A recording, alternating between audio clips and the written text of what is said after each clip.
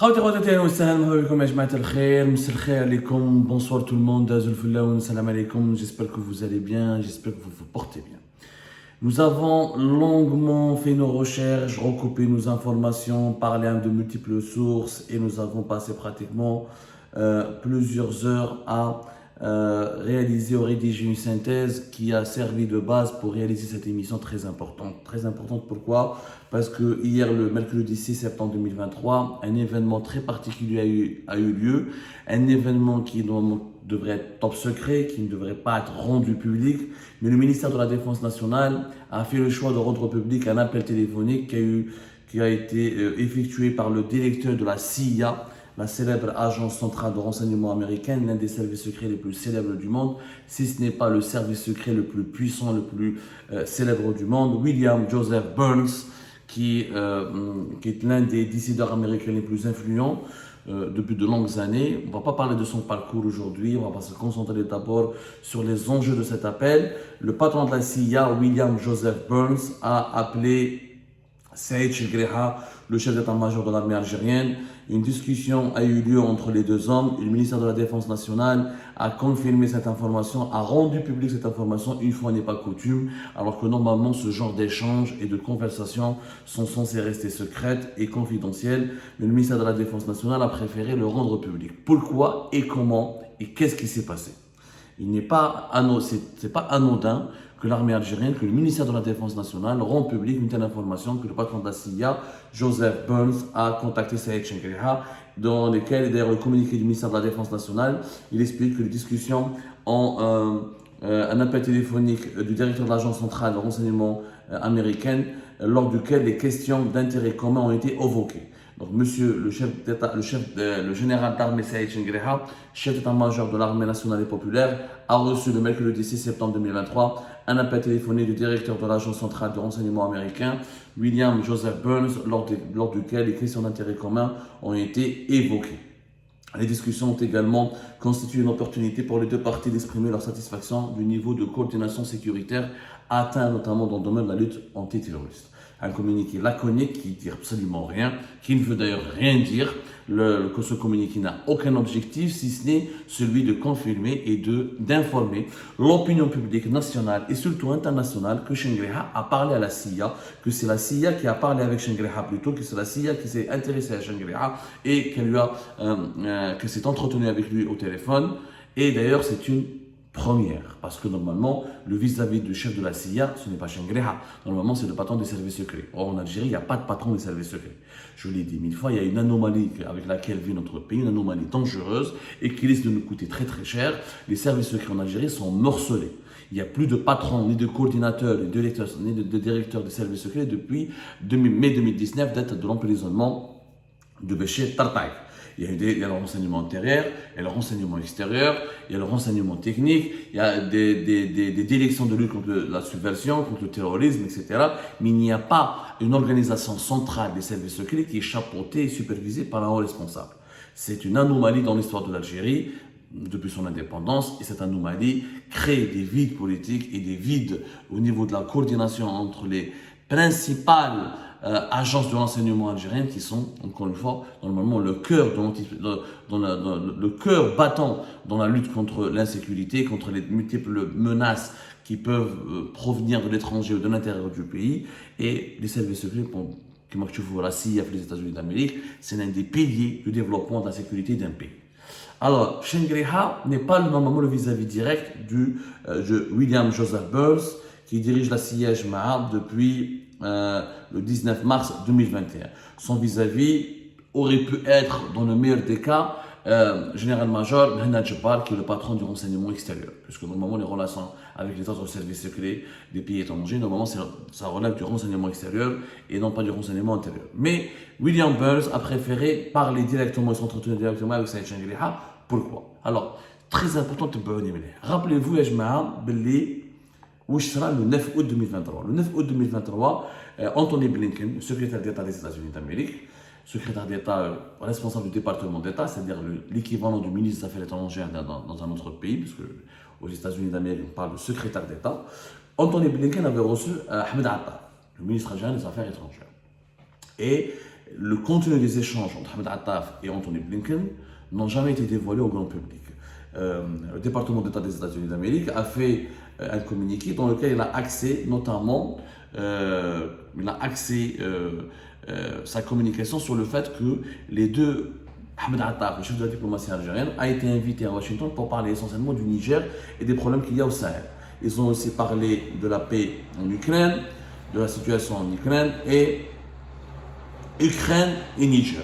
Qui trouve le communiqué le 9 août 2023, qui ponctue ou qui confirme, il a été d'ailleurs lu par le porte-parole du département d'État américain, Matt Miller. C'est lui qui confirme que voilà, le secrétaire d'État Anthony Blinken a rencontré aujourd'hui le ministre des Affaires étrangères algérien Ahmed Attaf pour discuter du partenariat bilatéral entre les États-Unis d'Amérique et l'Algérie, ainsi que pour se concerter sur les actions communes visant à désamorcer le conflit et à faire progresser la stabilité régionale, notamment au Sahel. Donc, que le Sahel. Après le 9 août, on va dire du 10, de la mi-août, du 10, notamment du 11-12 août jusqu'à la fin du mois d'août, il y avait, à la belle comme en Algérie, de fortes tensions, de très intenses et des tensions extrêmes qui ont opposé les services secrets à la présidente de la République et en même temps l'état-major de l'armée, Saïd Changriha, était appelé à faire l'arbitrage. Et l'information que nous avons pu confirmer, c'est que Manajba était très critiqué durant tout le mois d'août. Il était même vilipendé et sa tête a été réclamée par les conseillers de Tebboune et par le palais présidentiel de Mouradia. Et même Tebboune a fini par demander son départ. Et Saïd Changriha est intervenu pour faire l'arbitre et pour dire non, on ne peut pas enlever Mahnad Jabbar, nous avons besoin de lui, de son expertise, de son expérience, et il est utile pour l'institution militaire, on souhaite le garder. Donc Tebboune a été obligé de ne pas le limoger parce que l'armée veut le garder. Alors il faut savoir qu'aujourd'hui les services secrets sont sous la coupe de l'armée. Alors qu'à l'époque de Bouteflika, ils étaient sous la coupe de la présidence. Avant le départ du général Toufeikh en septembre 2015, le DRS, l'ex-DRS, les services secrets, était une institution, un pôle de décision qui compose la troisième partie du régime algérien. La présidence de la République et l'état-major de l'armée avaient les services secrets. Bouteflika a réformé les services secrets pour les dominer, notamment depuis l'histoire du 4e mandat, lorsqu'il a vu que les services secrets se sont opposés à son 4e mandat et que le général Toufeikh avait milité contre le 4e mandat. Ils ont restructuré les DRS, ils ont enlevé le général Toufeikh, à place de Béchir Tartaï, qui lui a prêté allégeance au colombo de l'État, et les services secrets sont devenus une coordination. La DRS, qui est la DCSS, à l'époque c'était la direction des services secrets, ou là, la direction de coordination des services secrets. Daroha, sous la coupe de Béchir Tartaï, qui était coordinateur, qui n'était plus patron des services secrets, mais le coordinateur des services secrets, mais qui était de facto le patron. Lyon, à l'époque de 2015 à 2019, les services secrets étaient sous la coupe de la présidence. Ils ne travaillaient pas avec l'état-major de l'AMP, alors qu'ils avaient toujours le statut de militaire. Tartaï n'obéissait en rien il n'avait aucun compte à rendre à Gaïd Salah, avec lequel d'ailleurs Béchir Tartaï entretenait des relations très empoisonnées et c'était son rival. Mais il collaborait, il coopérait de façon protocolaire dans des réunions de sécurité, etc. Mais la tutelle hiérarchique des services secrets, c'était toujours la présidence. Salah, etc. Gaïd Salah a récupéré les services secrets. Il les a mis sous son égide avec Wassine Bouazza, qui était à la tête de la DGSI, de l'enseignement intérieur, qui est devenu un service hyper puissant avec la DCSA, la Direction centrale de la sécurité de l'armée, qui est le service de l'enseignement militaire interne au sein de l'armée. À l'époque, c'était le colonel Bob, l'un des fidèles de Gaïd Salah, qui avait été aussi placé. Dès 2019, Gaïd Salah s'est emparé du pouvoir à la tête des services secrets. Il a fait le nettoyage. Il a enlevé toute l'équipe de Tartaï. Et l'équipe qui était fidèle à Saïd Bouteflika et au colonel de Bouteflika. Depuis cette date-là, même Kidjet Tebboune n'a rien changé. Tebboune n'a rien pu changer en tout cas. Les services secrets sont restés sous la coupe du chef d'état-major de l'armée, même s'ils collaborent directement et rendent des comptes. En fait, les services secrets aujourd'hui en Algérie, ils ont deux patrons, la présidence et le chef d'état-major de l'AMP. Mais comme ils ont le statut de militaire, aucune décision officielle ne peut être prise, aucune nouvelle installation, aucun licenciement, aucune nouvelle nomination ne peut être adoptée sans l'accord de l'état-major de l'AMP. Donc Tebboune, là, il est lié. Où sera puis août. C'est très important ce que je suis en train de vous raconter, Ajma. C'est des révélations importantes. C'est que, à la fin de la réunion de Blinken avec Ahmed Attaf sur le chemin du retour à Alger, il a fait un rapport. Le rapport il a été envoyé à la présidence et dans le cadre de la, comme c'est des questions sensibles qui concernent le Niger, le commandement militaire dans l'AMP, l'état-major de l'armée est toujours en copie, demande toujours une copie de ce qui se dit, de ce qui se passe, de ce qui se fait au niveau de la diplomatie algérienne avec les grandes puissances, comme les États-Unis d'Amérique, ou la France, ou la Grande-Bretagne, ou la Russie, ou la Chine. C'est-à-dire que quand il y a une rencontre entre un responsable algérien qui relève de la diplomatie algérienne ou un responsable de la présidence algérienne, l'AMP, le haut commandement militaire, l'état-major de l'armée demande toujours à la présidence, ou il est toujours destinataire de la part de la présidence et du ministère des Affaires étrangères, surtout, il est destinataire d'un rapport qui résume un petit peu pour l'état-major de l'armée ce qui a été dit, ce qui a été décidé, ce qui a été discuté lors de cette rencontre. C'est ce qui s'est passé, c'est ce que Ahmed Attaf avait fait avec Anthony Blinken. Après le 9 août, dès le 10 août, un rapport est parvenu à l'état-major de l'armée, notamment sur le bureau du chef d'état-major Saïd Chengriha, où Ahmed Attaf a raconté que globalement, il a parlé avec Anthony Blinken sur la question du Niger, que les Américains demandent à l'Algérie de ne pas soutenir les putschistes, de ne pas les protéger, que s'il y a une intervention militaire qui n'est pas souhaitable, que les États-Unis d'Amérique voudraient bien régler le problème en dernier uniquement avec la diplomatie sans recourir à une intervention armée, mais que si par malheur il faut qu'il y ait une intervention armée, il faut que est-ce que l'Algérie va autoriser le survol de son territoire pour les avions de l'OTAN, ou là pour les avions, les militaires américains ont une base, les Américains ont une base militaire au Niger, est-ce que l'Algérie va coopérer avec eux au niveau des échanges de l'information, est-ce que les appareils militaires américains pourraient survoler le territoire algérien pour rapatrier ou là secourir ou là porter secours ou là aider les militaires en place à intervenir au cas d'une extrême urgence. Donc, selon Ahmed Attaf, a fait croire à Saïd Chengriha et à l'état-major de l'armée qu'ils ont parlé uniquement ou essentiellement du Niger et que les autres questions ont été uniquement effleurées. C'est ce qui est faux. Pourquoi? Parce que général-major Mohamed Jebbar, la DDSE, la Direction de la recommandation de la sécurité extérieure, le renseignement extérieur algérien, a fait un autre rapport, un contre-rapport.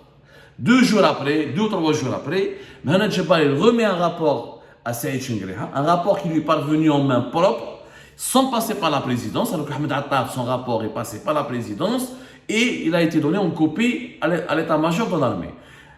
Général-major Mohamed Jebbar et ses collaborateurs, les services de renseignement extérieur, derrière un autre rapport, un contre-rapport, dans lequel il est dit que Ahmed Attaf avait menti. Je dirais pas menti, qu'il avait caché la vérité, il n'avait pas tout dit, qu'il n'avait pas tout résumé, ni tout expliqué dans son rapport, dans le rapport qu'il relate et qui résume ses discussions avec Anthony Blinken. La crise, Saïd Chengriha, selon nos sources, a éclaté de colère. Il a éclaté de colère parce qu'il a compris qu'on lui avait caché de la vérité, qu'on ne lui avait pas dit toute la vérité. Et qu'on lui avait caché des choses. Et là, il n'a pas du tout apprécié cette manière de faire, parce qu'il faut savoir qu'au niveau de la ministère des Affaires étrangères algérienne, depuis pratiquement le départ de, comment il s'appelle, il y a une instruction qui est verbale, qui a été communiquée à Ahmed Attaf et à son cabinet, que les services secrets ne soient pas informés, ni mêlés de tout ce qui est dit ou est fait dans les coulisses par les diplomates algériens. Il n'y a que la présidence et les diplomates algériens, les hauts responsables du ministère des Affaires étrangères qui doivent être associés ou là, qui doivent se concerter pour étudier certains dossiers sensibles.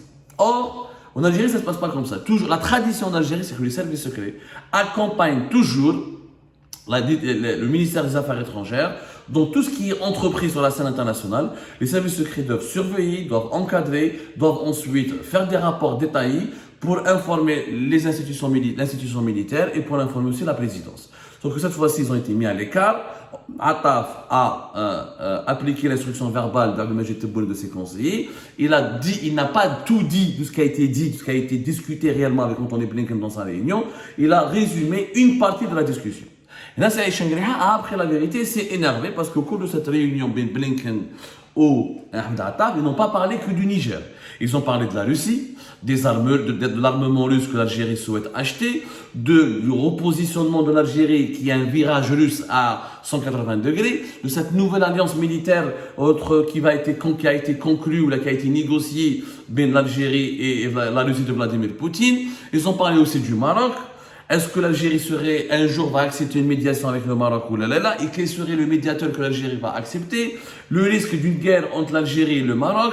Ils ont parlé du problème israélien dans la région, Donc ils ont abordé d'autres questions qui ne relèvent pas uniquement qui ne concernent pas uniquement directement, indirectement la crise au Niger.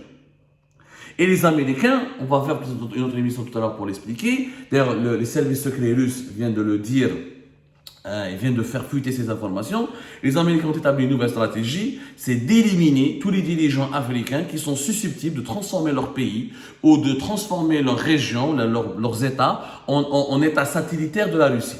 Blinken a expliqué Ahmed Attaf que les États-Unis d'Amérique ne voient pas d'inconvénient que l'Algérie achète des armes russes, mais pas des armes très sophistiquées qui peuvent déséquilibrer les rapports de force avec le Maroc et avec les autres pays voisins, et des armes qui coûtent très cher, qui permettraient à la Russie de renflouer ses caisses.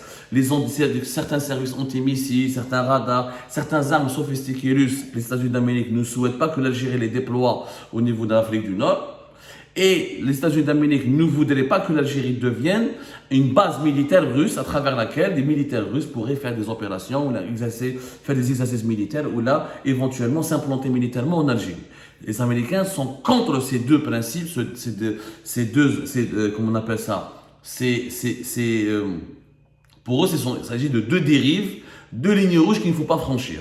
Acheter des armes fatales russes qui pourraient permettre à l'Algérie de devenir une puissance agressive et pouvoir agresser ses voisins comme le Maroc et d'autres pays dans la région, et où menacer directement la sécurité des pays de l'Union européenne, du sud de l'Europe, qui est l'Espagne, avec lequel nous avons de gros problèmes politiques, et alors que l'Espagne fait partie de l'OTAN. Et deuxièmement, ne pas permettre aux militaires russes d'utiliser le territoire algérien comme une base arrière pour faire leurs opérations, que ce soit en Afrique ou là pour faire leurs opérations de déstabilisation contre des pays membres de l'OTAN. Ce sont les deux conditions principales. Il y a d'autres problèmes, l'utilisation de la monnaie russe, les flux, les échanges économiques, on en reparlera tout à l'heure. Mais c'est ça les deux méga problèmes. Et d'autres sujets ont été abordés. Les sujets du Maroc et de la Russie, des armements, la question de l'alignement de l'Algérie sur le ralliement de l'Algérie au camp de la Russie de Vladimir Poutine dans la question ukrainienne. Ça n'a pas été expliqué ni explicité dans le rapport qui a été fait par Ahmed Attaf et remis à Saïd Chengriha. Et c'est pour ça que Saïd Chengriha s'est énervé, il a demandé des explications, et c'est pour cette raison que Mohamed Jebbar n'était pas du tout apprécié à la présidence, parce que la présidence ont accusé Mohamed Jebbar de semer la zizanie entre l'armée et la présidence, et d'avoir court-circuité Ahmed Attaf, et d'avoir quelque part espionné Ahmed Attaf, et d'avoir espionné de façon illégale. Et là, comment Mohamed Jebbar a obtenu ces informations de la part? Comment il a su? Ils ont parlé du Maroc, de la Russie, des armements, alors que c'était une rencontre confidentielle ce sont des propos confidentiels entre Anthony Blinken et Ahmed Attaf. En réalité, c'est la CIA.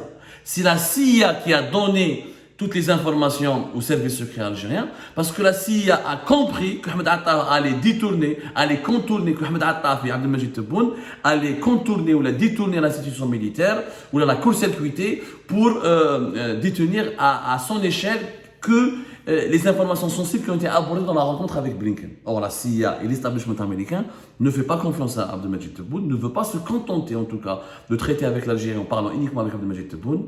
Ils ont aussi comme priorité, parce qu'ils savent très bien que le véritable détenteur du pouvoir et le véritable cœur du pouvoir algérien, c'est l'armée. Peut-être pas le détenteur de tous les pouvoirs, mais le véritable cœur du pouvoir en Algérie, c'est l'armée.